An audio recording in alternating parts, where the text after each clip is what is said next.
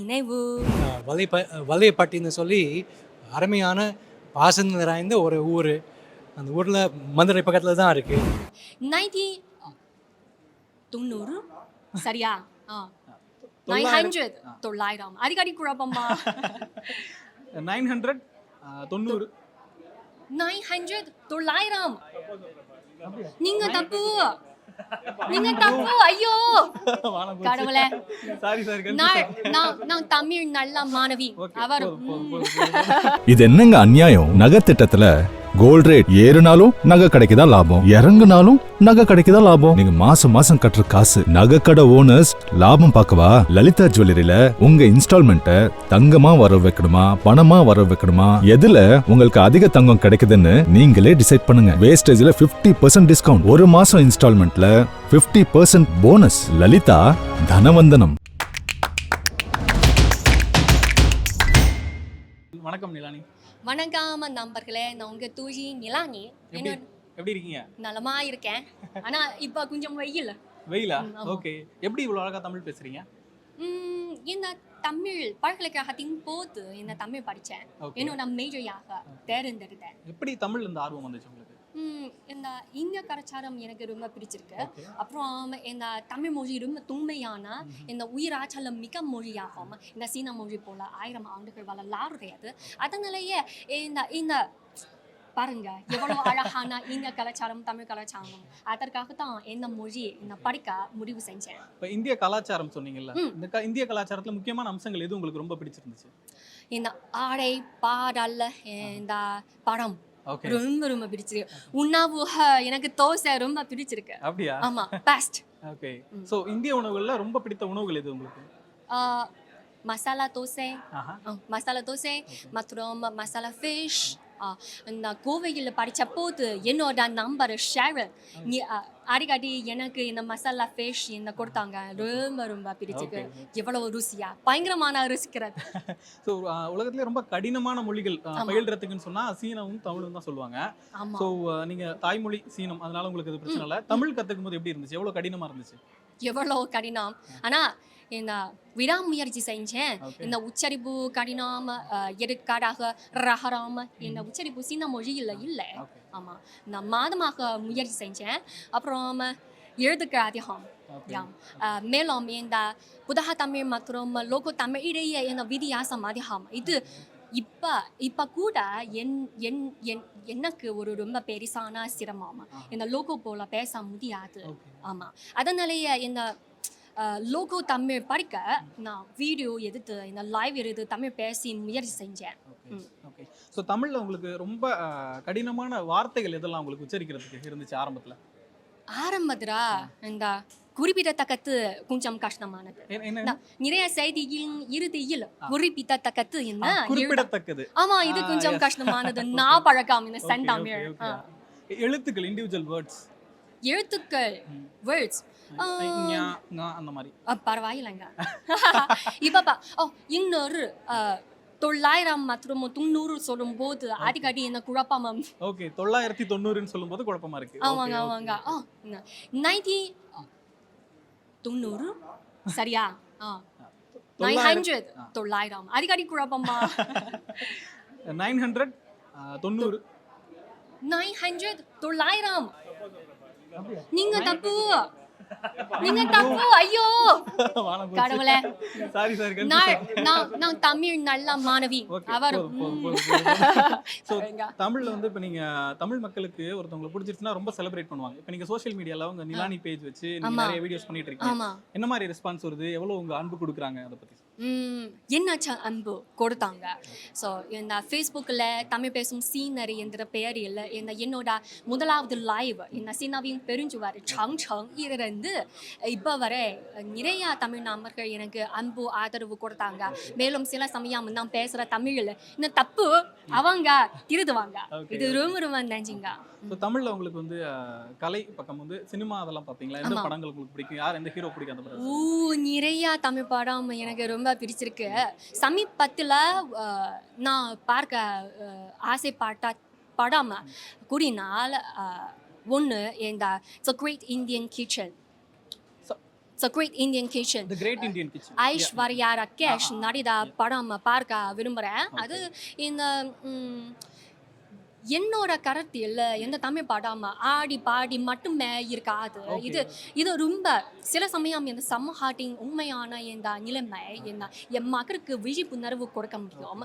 எடுத்துக்காட்டாக ஜெம்மின் சரியா இந்த சொல் உச்சரிக்க இந்த சிரம் ஜெம்பின் ஜெய்பீம் ஆமா சரியா ஜெய்பீம். ஓகே சூர்யா நடித்த இந்த படம் சூப்பரா இருக்குது.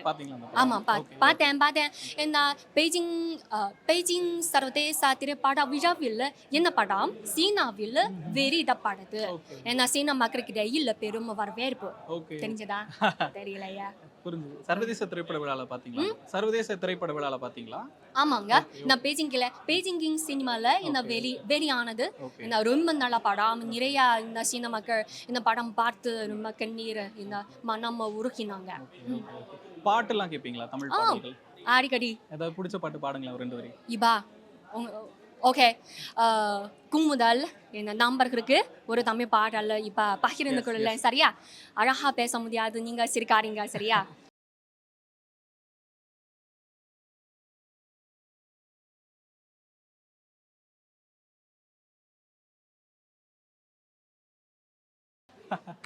சூப்பர். ஸோ இப்போ நீங்கள் வந்து தமிழ் பேசுகிறதுனால தமிழ் மக்கள்கிட்ட பெரிய வரவேற்பு இருக்குது, பெரிய அன்பு கிடைக்குது எல்லாம். உங்களோட பெற்றோர்களோ அல்லது வந்து உறவினர்களோ நீங்கள் எதுக்கு இன்னொரு மொழியை பற்றிக்கணும், சீன மொழி நம்மளோட பெரிய மொழி தான், எதுக்கு தமிழை படிக்கிறீங்கன்னு சொல்லிட்டு விமர்சனம் பண்ணுறாங்களா? அவங்கள வந்து திட்டுவாங்களா? ஏதாவது கேட்பாங்களா? கேட்டிருக்காங்களா? ஆமாங்க, இந்த மேஜர் பல்கலைக்கழகத்தில் இந்த தமிழ் மொழி படிக்க நான் சொன்னேன். அவங்க உண்மையா கூறினால் இந்த நான் ஆசிரியர் ஆனதை எதிர்பார்த்தாங்க. ஆனால் இல்லை, இந்த மொழி நான் படிக்க வேணும்னு அவங்க முதல்ல கொஞ்சம் கவலைப்பட்டாங்க. இந்த எதிர்காலத்தில் இறுதியில் வேலை கிடைக்கலாமா, இந்த மொழி என்ன நாடி மொழி அவங்களுக்கு ஒன்றும் தெரியல. ஆனால் இறுதியாக இவ்வளவோ ஆதரவு மற்றும் அன்பு எனக்கு கிடைச்சது பார்த்து அவங்க ரொம்ப சந்தோஷம், மகிழ்ச்சி தான். இந்த இப்போ என்னோட தமிழ் அறிவிப்பாளராக என்றும் சரி, இந்த தமிழ் இந்த இன்டர்நெட் செலிபிரிட்டியாக என்றும் சரி, அவங்க எனக்கு சப்போர்ட் ஆதரவு கொடுக்குறாங்க. ஓகே. ஸோ இவ்வளோ பெரிய ஆதரவு கிடைக்குது உங்களுக்கு. ஸோ அடுத்த கட்டமாக என்ன பண்ணலான்னு இருக்கீங்க தமிழ் மொழியில்? அடுத்த கண்டிப்பாக இந்த தொடர்ந்து தமிழ் நல்லா பேசணும்னு இந்த முயற்சி செய்ய வேணும். அப்புறம் மேலும் லோகோ போல பேச ஆசைப்படுறேன். ஆனால் கண்டிப்பாக உங்களோட அடிக்கடி பேச வேணும்னு மேலும் நிறைய வீடியோக்கள் எடுத்து என்னோட வாழ்க்கை எனக்கு பிடிச்சிருக்கும் தமிழ் கலாச்சாரம் தொடர்ந்து பகிர்ந்து கொள்வேன். ரொம்ப அழகா பேசுனீங்க. உங்க பேச்சுல ஒரு சின்ன குழந்தை தன்மை இருக்குது. அதுதான் வந்து குழந்தை தமிழ். ஆமா, நிறைய தமிழ் நம்பர்கள் சொன்னாங்க, குழந்தை தமிழ் மாதிரியா இருக்கு. ரொம்ப அழகா பேசுனீங்க. ரொம்ப நன்றி. குமுதல் நேயர்களுக்கு வணக்கம். என் பேர் தாமஸ் தோஷி பக்ஸ்மா. நான் வந்து சொந்த ஊர் சியாட்டல், அமெரிக்காவில் இருக்குது. அது வந்து எனக்கு 2 காரணம் இருக்குது. ஒன்று, எனக்கு அருமையான வாத்தியார் கிடைச்சார், முனிவர் கூவை ராமகோடி என்பவர். அவர் வீட்டுக்கு போயிட்டு படிச்சுட்டு வருவேன். அப்புறம் வந்து வீட்டிலையே தங்கிட்டு நான் படிச்சிருக்கேன். அது மட்டும் இல்லாமல் அருமையான ஒரு ஊர்லேயும் தங்கியிருந்தேன். ஒரு கிராமத்தில் வலையப்பட்டின்னு சொல்லி அருமையான பாசம் நிறைந்த ஒரு ஊர். அந்த ஊரில் மதுரை பக்கத்தில் தான் இருக்குது. ஆமாம், அங்கே வந்து அந்த விமான நிலையம் அருகில் உள்ள ஒரு வலையப்பட்டி.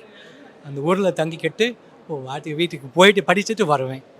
அந்த ஊர் மக்கள், அந்த கிராமிய மக்களோடு பேசும் பொழுது பழகும் பொழுது எனக்கு பேச்சு வந்துருச்சு.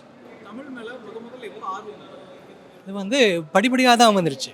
முதல்ல சரி மக்களோடு பேசணும்னு ஒரு ஆசை, வேறு வழி இல்லாமல் கற்றுக்கிட்டேன் பேச. ஆனால் அது படிக்கும்போது இந்த தமிழில் ஒரு இனிமை இருக்குது.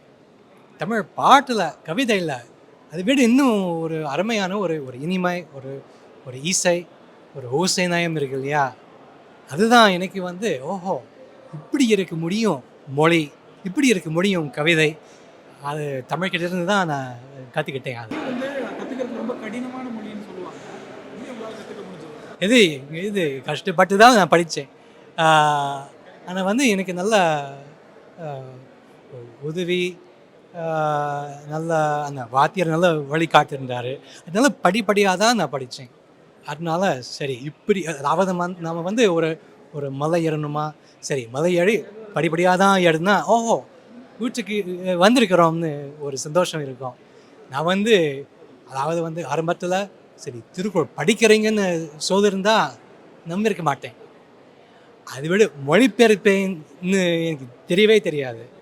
ஆனால் படிப்படியாக வந்ததுனால தான் சரி செஞ்சு பார்ப்போமேன்னு வந்து இது வந்துடுச்சு, அந்த தைரியம் வந்துடுச்சு.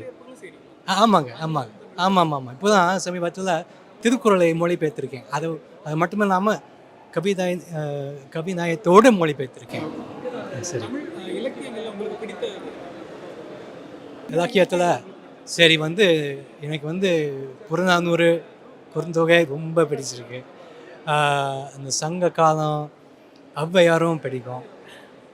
அதுக்கப்புறம் இன்னொரு ஔவையார் இருக்காங்களே அந்த மூதுரை நல்வழி, அந்த மூதுரையும் இது நல்வழியும் மொழிபெயர்த்திருக்கேன்.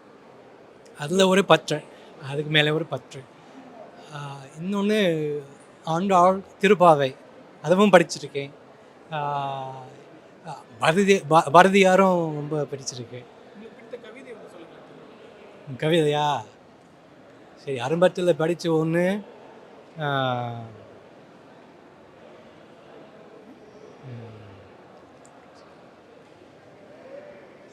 நல்லறுவருக்கு செய்து உபகாரம் கல்மேல் எழுத்து போல் காணுமே அல்லாத இருமல நெஞ்சத்தார் கீந்து உபகாரம் நீர் மேல் எழுத்திற்கு நேர். அருமையான பாட்டு. அதாவது வந்து நல்லவருக்கு நல்லது செஞ்சால் எப்படி நினைப்பாங்க, எப்படி ஞாபகத்தில் வச்சிருப்பாங்க. ஒரு கல்லை எழுத்து இப்போ இப்படி வச்சுருந்தாங்கன்னா அப்படியே இருக்கும் அவங்க ஞாபகம். ஆனால் அப்படி இல்லாதவருக்கு நல்லது செஞ்சால் மறந்துடுவாங்க, அப்படியே மறந்துடுவாங்க. எப்படி நீர் மேல் எழுத்து எழுதுனா அப்படியே போயிடும். அவங்க நீங்கள் அந்த நல்லது செய்யும் போதே அவங்க மறந்துடுவாங்க. அதனால ஜாக்கிரதை. தமிழ்ல வந்து மொழி தாண்டி தமிழோட கலாச்சாரம் பண்பாடு அதில் உங்களுக்கு ரொம்ப பிடித்த விஷயம்? எனக்கு ரொம்ப பிடித்த விஷயம் என்னென்னா விருந்தோம்பல்.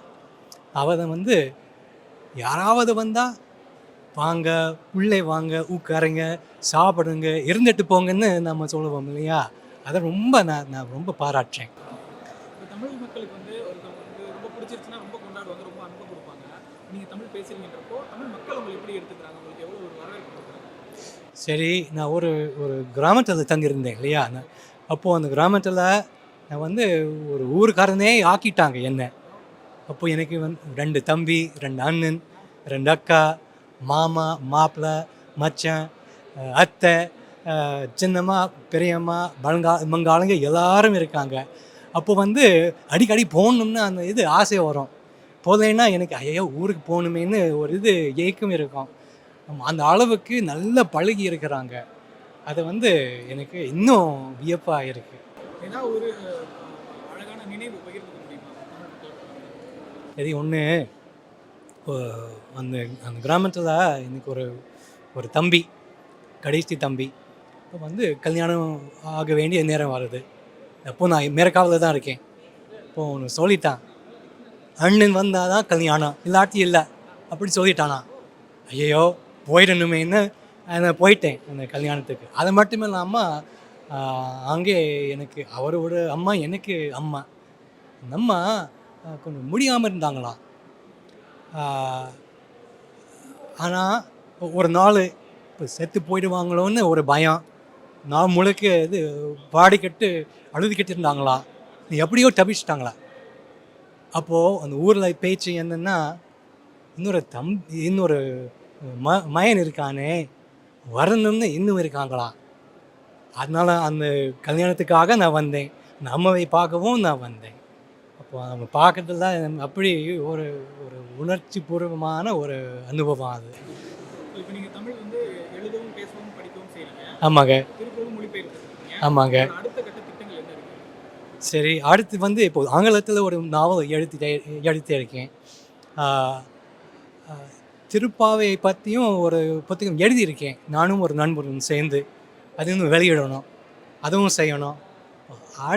அதுக்கு மேலே என்ன செய்ய போகிறேன்னு எனக்கே தெரியாதுங்க. அது திடீர்னு எனக்கு ஒரு கருத்து தோணும். அதை தகுந்த மாதிரி நான் செய்ய பார்த்துக்கிறேன்.